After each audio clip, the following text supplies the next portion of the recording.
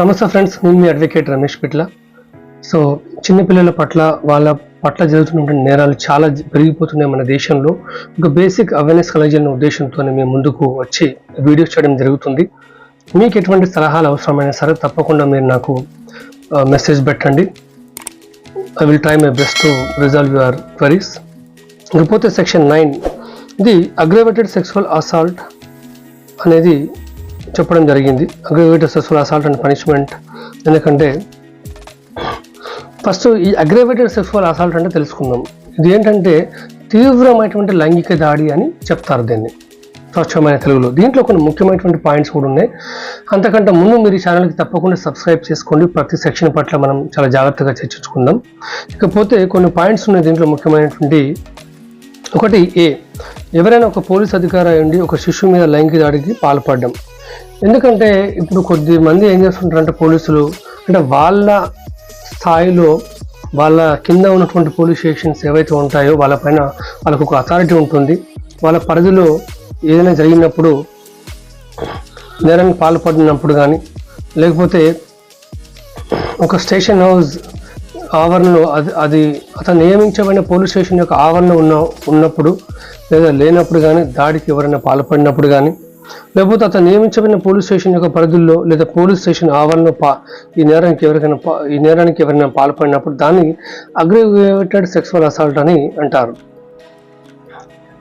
తర్వాత బి, ఎవరైనా ఇప్పుడు ఆర్మీ ఆఫీసర్ అయి ఉండొచ్చు, అంటే సాయుధ బలగాలు లేదా భద్రతా బలగముల యొక్క ఒక సిబ్బుడై ఉండి ఒక శిశువు మీద లైంగిక దాడికి పాల్పడితే ఫస్ట్ ఏంటిది, ఎవరైనా ఒక వ్యక్తి పోలీస్ అధికారి ఉండి అనుకున్నాం.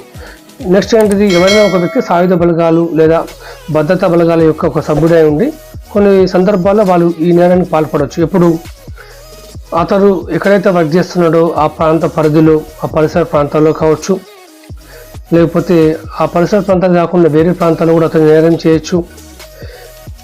సో ఆ వ్యక్తి. అలాగే సి ఏంటంటే, ఎవరైనా ఒక ప్రభుత్వ ఉద్యోగం అయ్యండి ఒక శిశువు మీద లైంగిక దాడికి పాల్పడినప్పుడు. అలాగే ఇప్పుడు ఏబిసి తెలుసుకున్నాగా, ఏ అంటే పోలీసులు, బి ఆర్మీ, సి వచ్చేసి గవర్నమెంట్ ఆఫీసర్స్. తర్వాత డి ఏంటంటే, ఎవరైనా ఒక వ్యక్తి ఒక జైలు లేదా రిమాండ్ గృహము లేకపోతే రక్షణ గృహము లేదా పరిశీలన గృహము లేకపోతే ప్రస్తుతం అమల్లో ఉన్న ఏదైనా ఒక శాసనం చేత లేదా శాసనం కింద స్థాపించబడిన ఇతర కస్టడీ లేదా సంరక్షణ మరియు పోషణ స్థలాల్లో లైంగిక దాడికి పాల్పడినప్పుడు ఈ కేసు పెడతారు. ఎవరైనా ఒక ప్రభుత్వ లేదా ప్రైవేటు వైద్యశాల యొక్క యాజమాన్యంలో ఉద్యోగిగా ఉండి, అంటే ప్రైవేటు వైద్యశాల కావచ్చు ప్రభుత్వ వైద్యశాల కావచ్చు, దాంట్లో ఒక మెంబర్ అయిండు కూడా కామంతో కళ్ళు మూసుకుపోయి అంటే ఆ అథారిటీ ఉండి ఒక ఆధిపత్య స్థాయి ఉండి కింద ఉన్న ఈ మైనర్స్ పైన ఈ నేరానికి పాల్పడినప్పుడు ఈ కేసు ఫైల్ చేస్తారు. ఎఫ్, ఎవరైనా ఒక విద్యా సంస్థ లేక మత సంబంధ సంస్థ యొక్క యాజమాన్యంలో ఉండి లేదా ఉద్యోగిగా ఉండి ఆ సంస్థలో ఒక శిశువు మీద లైంగిక దాడికి పాల్పడినప్పుడు ఈ మదర్సాలు కావచ్చు లేకపోతే కొన్ని విద్యా సంస్థలు కావచ్చు లేకపోతే ఏదైనా మత సంబంధం కానీ లేకపోతే విద్యా సంస్థ అయి ఉండి కానీ వాళ్ళు ఒక స్థాయిలో ఉండి లేకపోతే ఒక మెంబర్ అయి ఉండి ఆ బోర్డులో లేకపోతే ఒక ఉద్యోగిగా ఉండి మైనర్స్ పైన నేరానికి పాల్పడినప్పుడు ఈ సెక్షన్ కింద కేసు ఫైల్ చేస్తారు. జి, ఎవరైనా ఒక శిశువు మీద సామూహిక లైంగిక దాడికి పాల్పడ్డప్పుడు, గ్యాంగ్ రేప్ జరిగినప్పుడు. ఓకే, ఈ గ్యాంగ్ రేప్ ఎలా ఉంటుందంటే, ఇప్పుడు 10 మంది కలిసి గ్యాంగ్ రేప్ చేసినప్పుడు దాంట్లో ఒకటి చేసినా సరే మిగతా వాళ్ళందరూ కలిపి కేసు ఫైల్ చేస్తారు. అది గుర్తుపెట్టుకోవాలి. నేను ఏం చేయలేదు జస్ట్ పోయినా నాకు తెలియదు అంటే కుదరదు. హెచ్, ఎవరైనా తీవ్రమైన గాయం కలుగజేయచ్చు లేదా శారీరక హాని మరియు గాయం కలిగినట్లు లేదా ఒక శిశువు యొక్క లైంగిక అవయవాలకి గాయం కలిగినట్లు లైంగిక దాడికి పాల్పడినప్పుడు. అది హెచ్. తర్వాత ఐ అంటే కొద్దిమంది ఈ మైనర్స్ పైన లైంగిక దాడికి పాల్పడ్డప్పుడు వాళ్ళ శరీర భాగాలను కాలుస్తుంటారు సైకోలాగా, లేకపోతే కొన్ని ఆమ్ల ద్రావణాలు అంటే యాసిడ్తో అటాక్ చేస్తూ ఉంటారు. అది ఐ.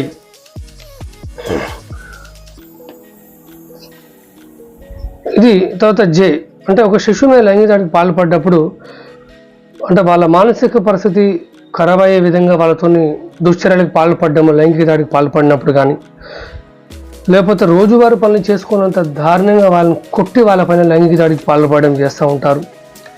తర్వాత ఇంకొంతమంది రాడ్లతో కొట్టి లైంగిక దాడికి పాల్పడి పాపం నడవలేకుండా చేస్తుంటారు. అప్పుడు ఈ సెక్షన్ జే అనేది పరిగణలోకి తీసుకుంటారు.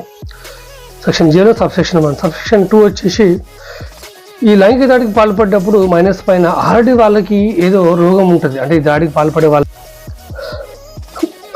పాయింట్ 2 ఏంటంటే సెక్షన్ జేలో ఆ శిశువు అంటే ఒక వ్యక్తి ఎయిడ్స్ అంటే ఎవరైతే నేరం చేస్తున్నాడో ఆ వ్యక్తికి ఎయిడ్స్ లేకపోతే ప్రాణాంతక వ్యాధి ఉందని తెలిసినా కూడా లైంగిక దాడికి పాల్పడి అమ్మాయిల్ని సర్వనాశనం చేస్తుంటారు. అప్పుడు ఈ సెక్షన్ కింద కేసు ఫైల్ చేస్తారు. ఎవరైనా ఒక శిశువు యొక్క మానసిక లేదా శారీరక వైకల్యం ఆసరాగా తీసుకోవడం. తెలుసు కదండి, ఆల్రెడీ మైనరు శారీరక మానసిక పరిస్థితి బాగుండదు, నడవలేరు, ఎక్కడికి కదలలేరు, వాళ్ళని చూసుకోవడానికి సంరక్షణ కోసం వచ్చిన వాళ్ళు కావచ్చు లేకపోతే ఇంకెవరైనా కావచ్చు, వాళ్ళపైన లైంగిక దాడికి పాల్పడితే మాత్రం ఈ సెక్షన్ కింద కేసు ఫైల్ చేస్తారు. ఎవరైనా ఒక శిశువు పైన లైంగిక దాడికి ఒక్కసారి కంటే చాలాసార్లు దాడికి పాల్పడినప్పుడు అప్పుడు కూడా ఈ సెక్షన్ కింద కేసు ఫైల్ చేస్తారు. సెక్షన్ 9 కింద. ఎవరైనా 12 సంవత్సరాల కంటే తక్కువ వయసులో ఒక శిశువు మీద లైంగిక దాడికి పాల్పడితే అనే సబ్సెక్షన్ వస్తుంది. ఎవరైనా ఒక వ్యక్తి అంటే రక్త సంబంధం కావచ్చు లేకపోతే దత్తత ద్వారా ఒక అమ్మాయిని తీసుకోవచ్చు లేకపోతే సంరక్షణ ఒక బాధ్యత తీసుకున్న వ్యక్తి తిరిగి అమ్మాయి పైన లైంగిక దాడికి పాల్పడినప్పుడు ఈ అనే కాన్సెప్ట్ వస్తుంది. సెక్షన్ N వస్తుంది. ఇప్పుడు సబ్సెక్షన్ O, ఎవరైనా ఒక శిశువులని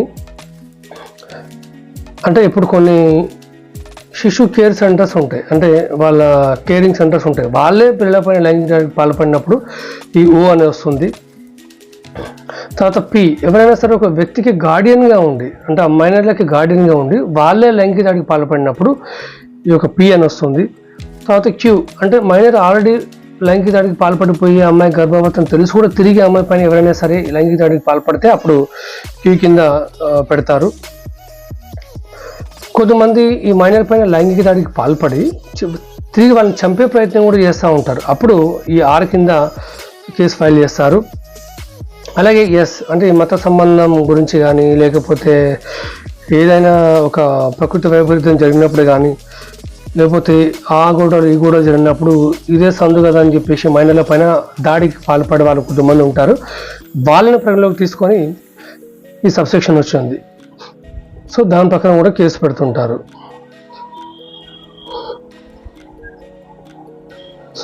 T, లైంగిక దాడికి పాల్పడి మరియు అతడి పూర్వం ఈ చట్టం కింద అంటే ఒక వ్యక్తి ఆల్రెడీ ఒక సెక్షన్ కింద శిక్షణ అనుభవిస్తూ జైల్లో బయటకు వచ్చిన తర్వాత కొంతమంది లైంగిక నేరాలకు పాల్పడుతుంటారు మైనర్ల పైన, అప్పుడు ఈ సెక్షన్ కింద కేసు ఫైల్ చేస్తారు. U అంటే ఎవరైనా ఒక శిశువు మీద లైంగిక దాడికి పాల్పడి చేయడము ఆ తర్వాత కూడా బట్టలు ఇప్పి వాళ్ళు నడిచేటట్టు చేయడం బహిరంగంగా అట్లా చేస్తూ ఉంటారు కొంతమంది. తర్వాత V, ఎవరైనా ఒక వ్యక్తి ఆ అమ్మాయి ముందుగానే మెచ్యూర్గా కావాలి, పెద్ద మనిషి కావాలనే ఉద్దేశంతో అమ్మాయి యొక్క ఏదైనా ఒక మందు కానీ లేకపోతే హార్మోన్ కానీ లేకపోతే ఏదైనా రసాయన పదార్థం ఇవ్వడం కానీ ఆ విధంగా ప్రలోభ పెట్టడము చేస్తే మాత్రం దాన్ని కూడా నేరంగా పరిగణిస్తారు, దాన్ని కూడా అగ్రవేటెడ్ సెక్సువల్ అసాల్ట్ అంటారు. సో అవి సెక్షన్ 9 కింద వస్తాయి. ఈ punishment for aggravated sexual assault అనేది సెక్షన్ 10లో మనం తెలుసుకుందాము. ఛానల్కి తప్పకుండా సబ్స్క్రైబ్ చేసుకోండి. నేను మీ advocate Ramesh Pitla. Thank you.